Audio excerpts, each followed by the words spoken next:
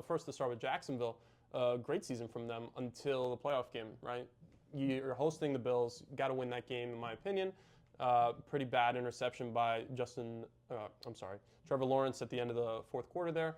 But again, not a bad season at all, and I think they're moving in the right direction as far as that. They're building a great team, great culture. So I think they're moving, like I said, in the right direction. The Texans, an absolutely stellar defense this year, and once again, moving in the right direction after a pretty disappointing season last year. C.J. Stroud, lock in, man. I mean, you declared yourself a top 3 quarterback in the league, and then ever since then, it's been downhill.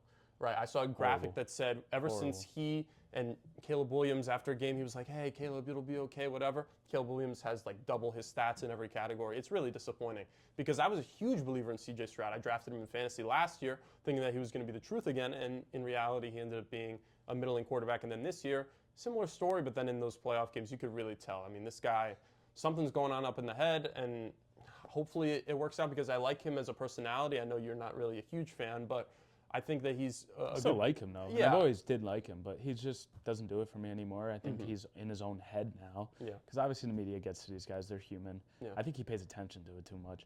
And honestly, I don't like his warm-up. He's dribbling a basketball before warming up playing a football game. Yeah. What are you doing, bro? Like, time to change it up. Yeah, for sure. And then finally, the Colts. I mean, Daniel Jones started that season red hot. He was scoring like 45 points a game at one point, and then he gets hurt. They start losing a couple games, then he gets hurt. Just really a sad way for them to go out with Phillip Rivers as a starting quarterback.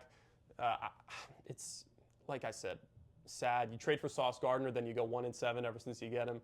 What are we doing, right? I think they have good ownership. They have ownership that care, right? The Ursays they're good people, but is Daniel Jones the answer? Maybe, coming off a really rough injury too. This is a weird situation because they started off so well, right? They had a reason to believe and they had a reason to buy at the deadline. And then from the deadline on, they were a really bad football team. So where do you go from here? I honestly don't know the answer. What do you think?